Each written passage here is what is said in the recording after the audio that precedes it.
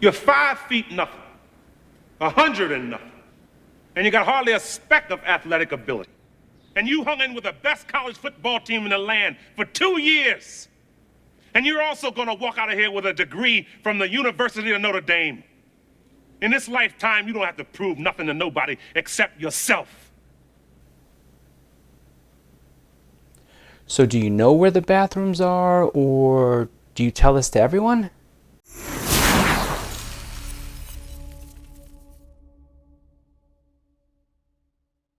Rudy is the true story of...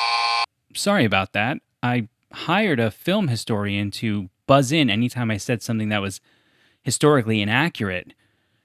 Let me try this again. Rudy is the mostly true story... Rudy is the somewhat true story... Rudy is based on a true event, and it's a story about a young man named Rudy Ruettiger who wanted nothing more than to play football for the University of Notre Dame. Go Fighting Irish! The only problem? He doesn't really have much talent. That's factually accurate, right? All right, we're back on track.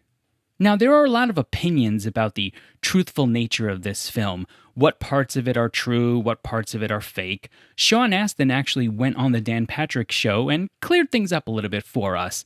He largely said that things that happened in the film were creatively adjusted for accuracy of a feeling that Rudy was going through during his journey. In other words, a lot of it was fake. Now, I can deal with Sean Astin saying these things, but who is this Joe Montana guy who keeps showing up on YouTube videos saying that, oh, I don't think this ever happened, and I don't remember that? You know what? Who are you, Joe Montana? What did you ever do for football? I looked up your stats. Yeah, I know you played at Notre Dame when Rudy was there. Do you know how many sacks Rudy got at the University of Notre Dame? 1. Do you know how many sacks Joe Montana got at the University of Notre Dame? 0. Take that, Joe Montana. Hey, nothing I said in that segment was factually inaccurate, was it? What the hell was that? Come on, don't lie to the people. Did I say anything that wasn't factually inaccurate? That's better. Now, I enjoy Sean Astin in this film. He does play that sort of plucky underdog here quite well. But it's the people around Sean Astin that actually make this film into what it is. Ned Beatty, who plays Rudy's father, has a long list of credits, in the film industry. He's a veteran actor and really shows us a wonderful performance here. I think upon first viewing, Rudy's father, we tend to dislike him. We tend to want to know, why do you want to crush Rudy's dreams so much? But as I've gotten older and as I've watched this film more times, including this last time for the review, I found myself really sort of siding with Rudy's father a little bit. The point being, I started seeing more fear in Rudy's father than anything else. And out of that fear, behind it, I should say, was also love. He wants his son to be set up in a way so that if he's ever gone, Rudy can continue to have a life for himself beyond just loving Notre Dame football. I can't really hate him for that. In addition to Ned Beatty, we also have... Wait, is that Happy? I knew it. Rudy takes place within the Marvel Cinematic Universe. Oh, fine. I won't say anything about it. Charles S. Dutton is one of my favorite actors. I grew up watching his show Rock back in the day, and if you've never seen it, I definitely recommend you watch it. Additionally, Alien 3 is only really palatable because of Dutton and the acting of Sigourney Weaver.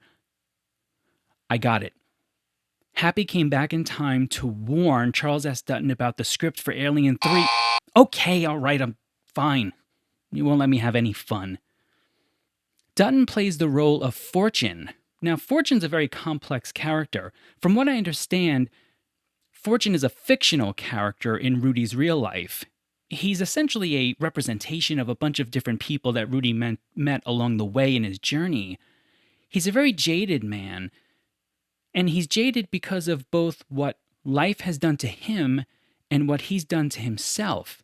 In this sense, he's almost a warning to us that if you become jaded and you don't find a way to resolve that, you can become something that's quite sad and ugly, and it can prevent you from actually moving forward in life. And you don't want to be that kind of person who's just stuck and mired in disillusionment. Now, I've always loved this film ever since it came out, but as I've watched it as I've gotten older, the main theme of the inspiration of Rudy reaching his goal has shifted a little bit for me over the years. I'll always root for people to work hard and be determined and reach their goals and their dreams.